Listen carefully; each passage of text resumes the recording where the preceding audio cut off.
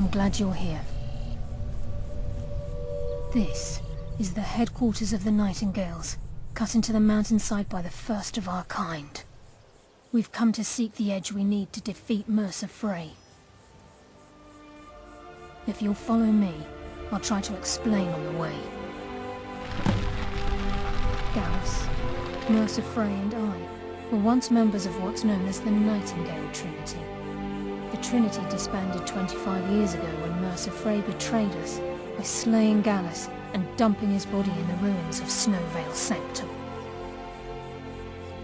Indirectly, the Trinity is usually selected from the ranks of the Guild, although its existence is a closely guarded secret.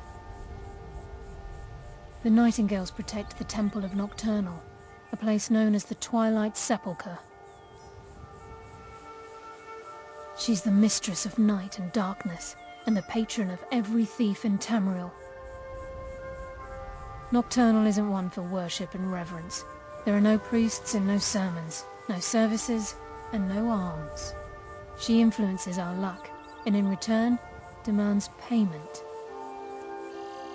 You're closer to understanding than you realize.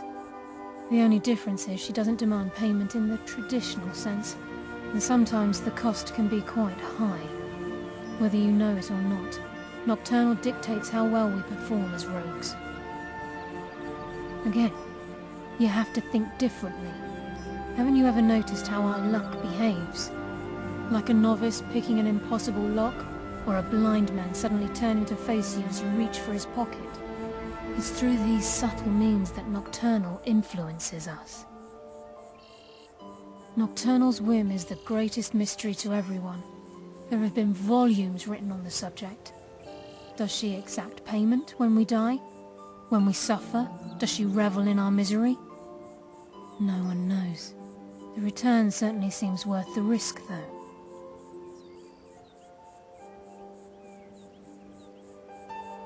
From the moment you were struck with my poisoned arrow at Snowvale Sanctum, my path changed its course. Perhaps I couldn't bring Mercer back alive, but together, we were able to clear my name and to put Gallus's memory to rest. I'd always intended Mercer's fate to ultimately be decided by the Guild, and it seems they've spoken. It's my hope that you will, yes. This way, please.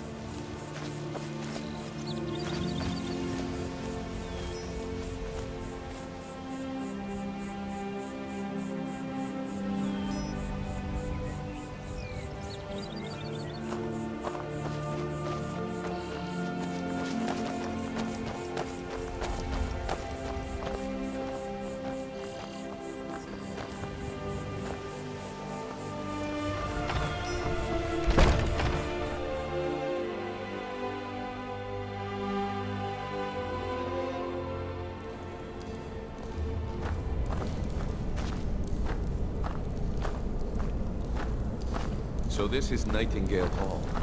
I heard about this place when I joined the Guild, but I never believed it existed. The assumption that the Nightingales were just a myth was seeded within the Guild on purpose. It helped divert attention from our true nature. What's wrong, Brynjolf? I can almost hear your brow furrowing. I'm trying to understand why I'm here, lads. I'm no priest, and I'm certainly not religious. Why pick me? This isn't about religion, Brynjolf. It's business.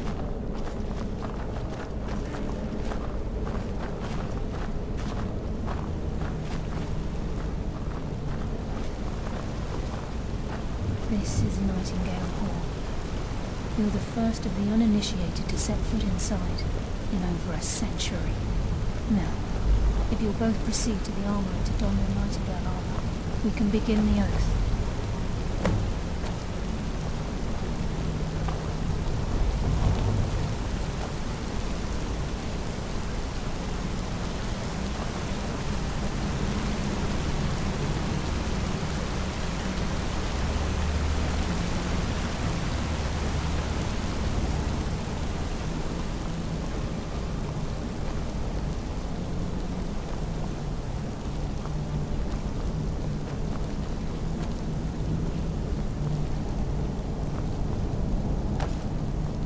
Time's wasted. Nurse Mercer's still out there. Let's get this show on the road.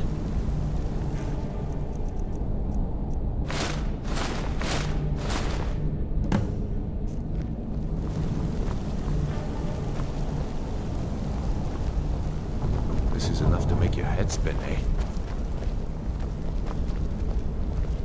You appear ready for the oath. This is enough to make your head spin, eh? Okay, lass. We've got these get-ups on. Now what? Beyond this gate is the first step in becoming a nightingale. Whoa there, lass. I appreciate the armor, but becoming a nightingale? That was never discussed. To hold any hope of defeating Mercer, we must have Nocturnal at our backs. If she's to accept you as one of her own, an arrangement must be struck. What sort of arrangement? I need to know the terms. The terms are quite simple, Brynjolf. Nocturnal will allow you to become a nightingale and use your abilities for whatever you wish. And in return, both in life and in death, you must serve as a guardian of the Twilight Sepulchre. Aye, there's always a catch. But at this point, I suppose there isn't much to lose. If it means the end of Mercer Frey, you can count me in. What about you? Are you ready to transact the oath with Nocturnal? By transacting the oath with Nocturnal, you're entering into a business deal. You'll be provided all of the power and knowledge befitting a nightingale. You're free to use those powers as you see fit, to further your own goals, or the goals of the Thieves' Guild. In return, you'll be required to defend the Twilight Sepulchre and everything within when the need arises. More importantly, upon your death, your spirit will be bound to the Twilight Sepulchre as one of its guardians. Once the oath has been struck, the terms are binding. Knowing this, are you ready to undergo the ceremony? Good. After I open the gate, please stand on the circle.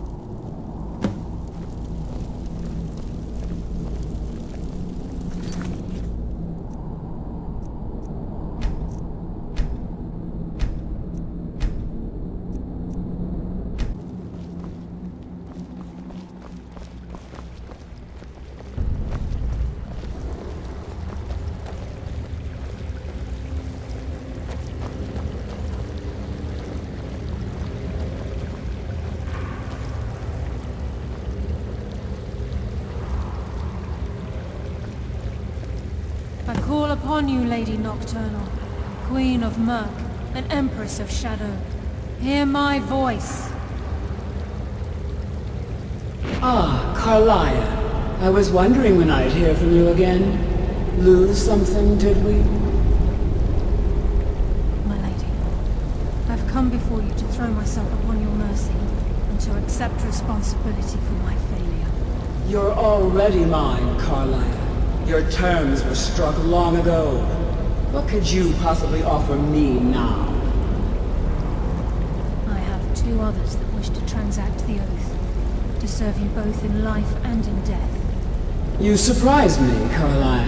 This offer is definitely weighted in my favor.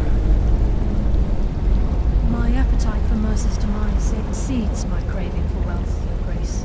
Revenge. How interesting. Very well. The conditions are acceptable. You may proceed. Lady Nocturnal, we accept your terms. We dedicate ourselves to you as both your avengers and your sentinels. We will honor our agreement in this life and the next until your conditions have been met. Very well. I name your initiates Nightingale, and I restore your status to the same, Carlisle. And in the future, I'd suggest you refrain from disappointing me again.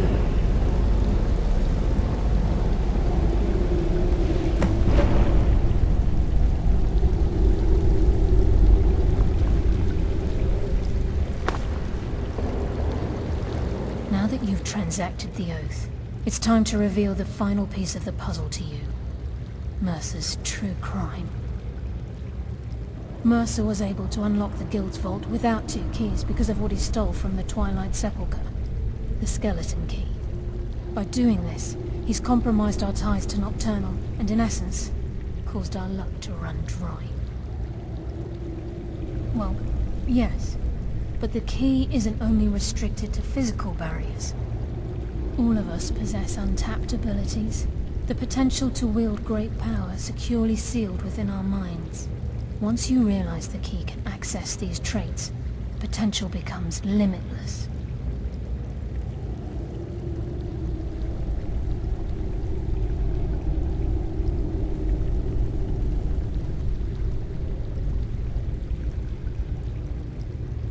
Good.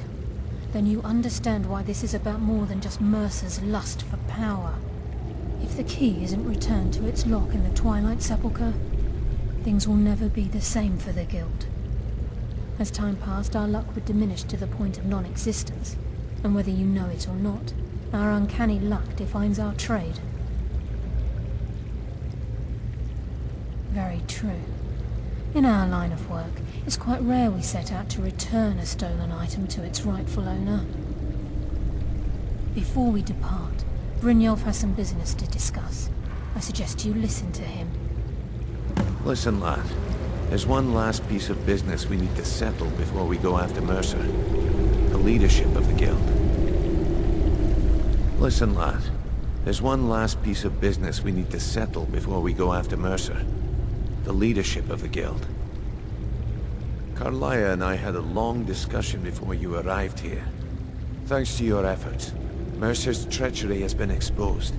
After we deal with him, all that remains is restoring the Guild to its full strength. As a result, we both feel that you have the potential of replacing Mercer as leader of the Thieves Guild. I've been at this game a long time, my friend. A long time. I've stolen trinkets from nobles and framed priests for murder. I'm good at what I do, maybe even one of the best, but it's all I know. I've never been one to lead, never desired it, never cared for it, don't want it. You know, I think this might be my favorite cave we've been in all day. Well, we have a bit of an errand to run before your coronation, so don't get sentimental on me now. Then it's decided. When this is all over and Delvin's contacts assure me that we've regained our footing in Skyrim, we'll handle the details. Until then, we have quite the task ahead. I've been poring over the plans you brought us, and I'm convinced the eyes of the Falmer are in the Dwarven ruins at Erkenthand. Carlia and I will meet you there. Prepare yourself, lad. This will be a fight to remember.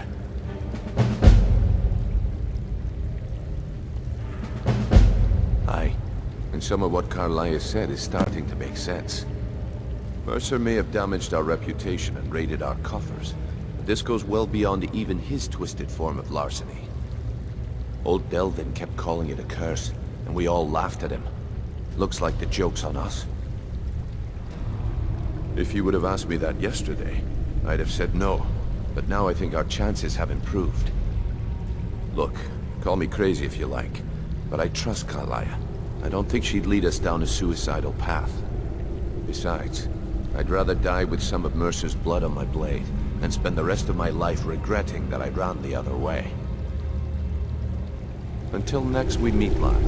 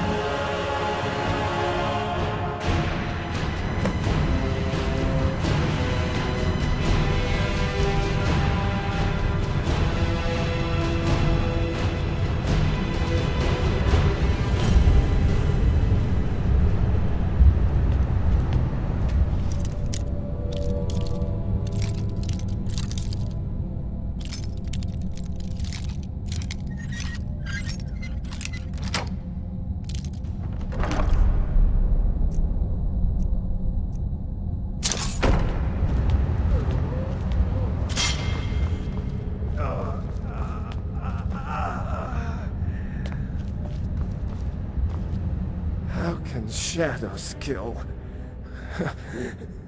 Impossible. Nothing can move like that. Impossible. Everything went dark. I didn't even hear anyone scream. Just felt the blade enter my side. Came out of the shadows. Didn't even have a chance to draw.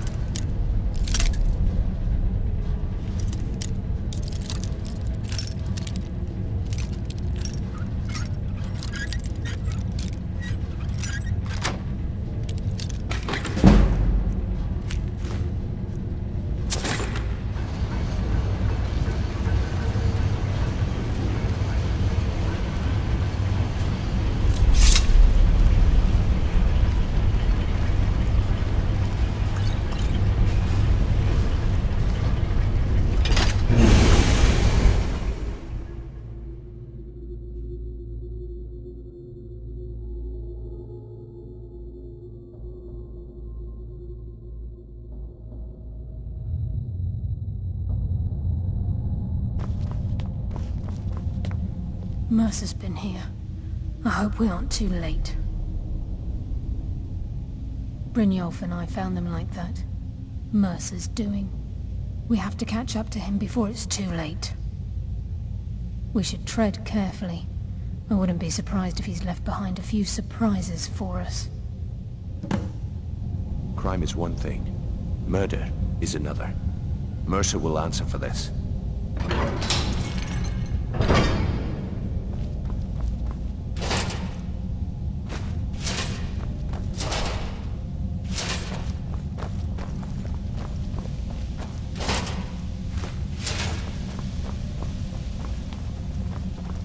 Wait a moment. What's that? Mercer, look, down there. I'm on it, lass.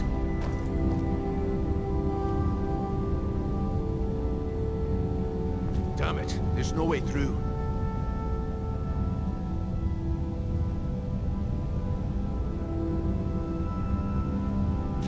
He's toying with us. He wants us to follow. Aye, lass, and we'll be ready for him. Let's keep moving.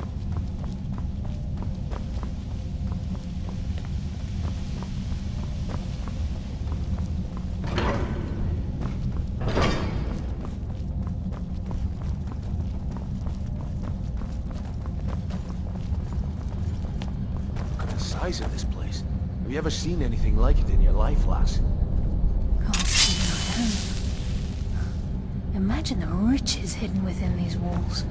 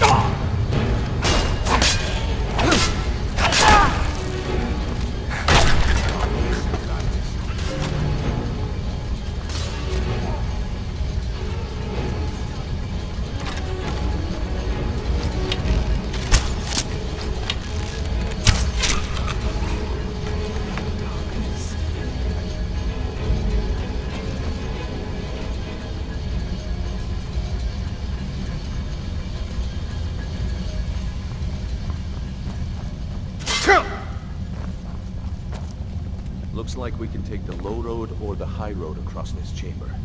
Your choice.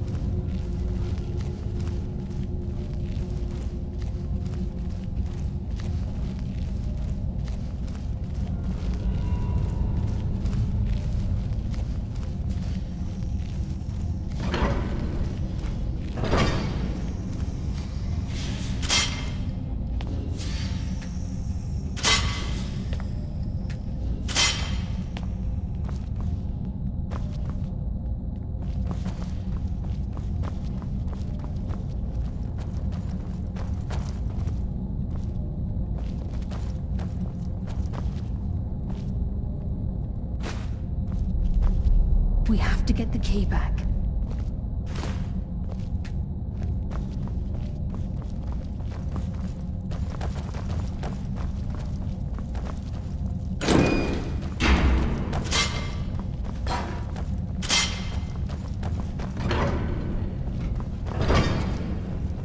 Shore's bones. Look at that monstrosity. It's a dwarven centurion. Very tough and very deadly. We can take the beast on or sneak around. It's your call, lad. We're right behind you.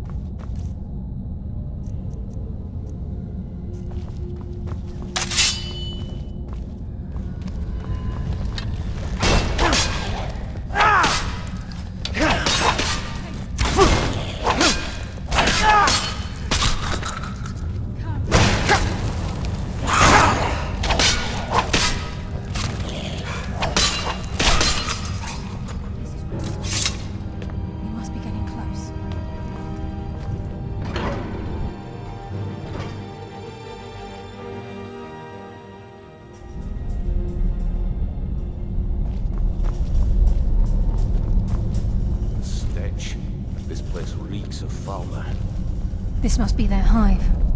We'll have to keep silent if we want to avoid drawing their attention.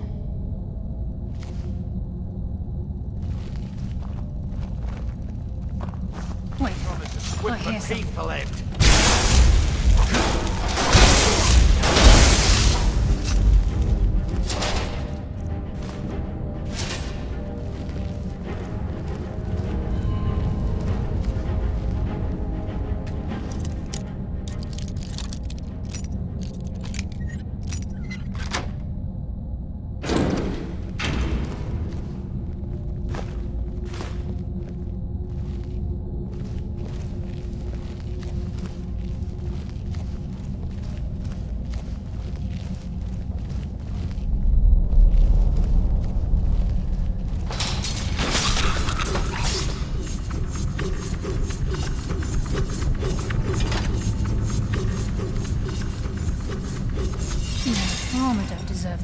Implements must have inflicted. The dwarves were a cruel race.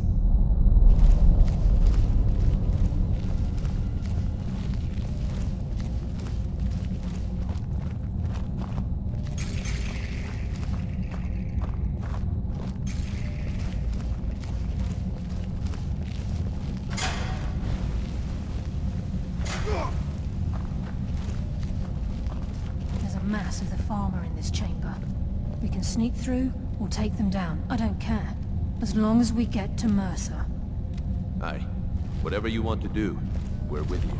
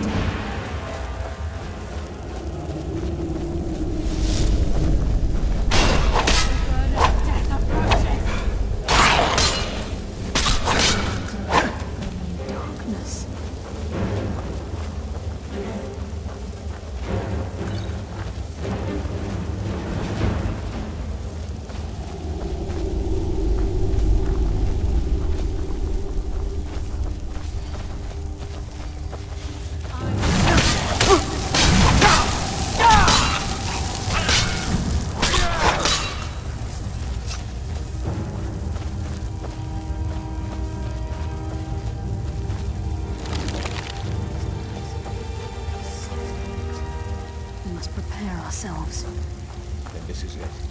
We do this for Dallas and for the Guild.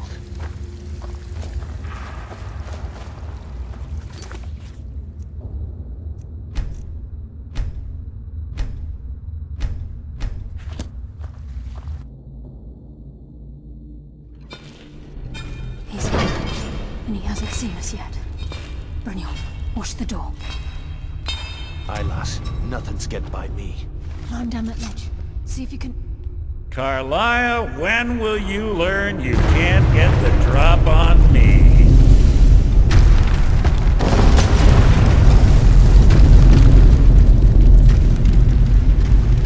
When Brynjolf brought you before me, I could feel a sudden shift in the wind. And at that moment, I knew it would end with one of us at the end of a blade. What's Carlia been filling your head with? Tales of thieves with honor? Oaths ripe with falsehoods and broken promises? Nocturnal doesn't care about you, the key, or anything having to do with the Guild.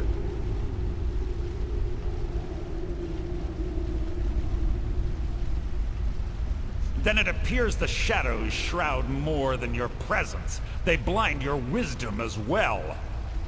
Our actions have always been one and the same. Both of us lie, cheat, and steal to further our own end. It's clear you'll never see the skeleton key as I do, as an instrument of limitless wealth. Instead, you've chosen to fall over your own foolish code. Then the die is cast, and once again my blade will taste Nightingale blood. Carlia, I'll deal with you after I rid myself of your irksome companions. In the meantime, perhaps you and Brynjolf will get better acquainted. What? happening? I can't stop myself. Fight it, Brunio. It's taking control of you. I'm sorry, lass. I can't.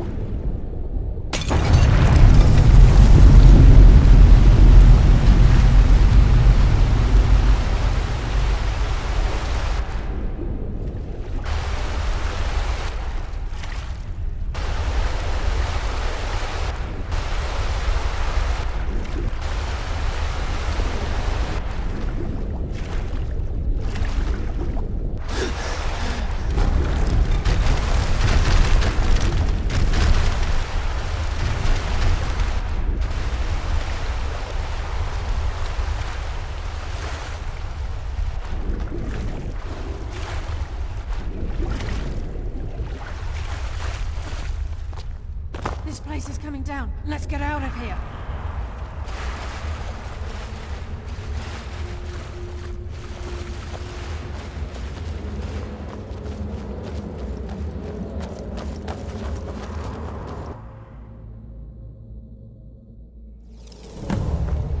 Sorry, lad. I've got important things to do. We'll speak another time.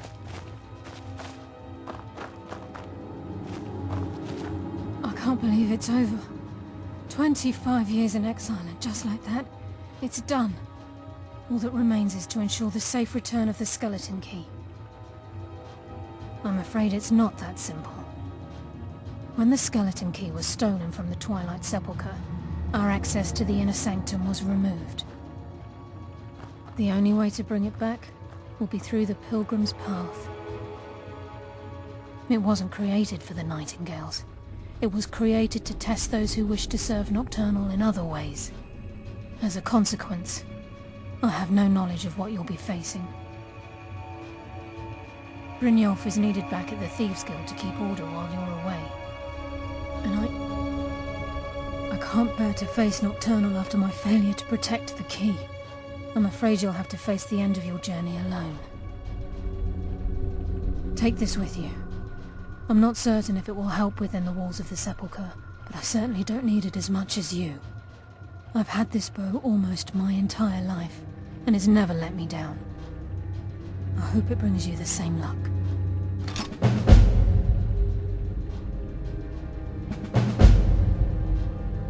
I've been a nightingale for a very long time. I sold my allegiance to Nocturnal in exchange for many profitable years of thieving.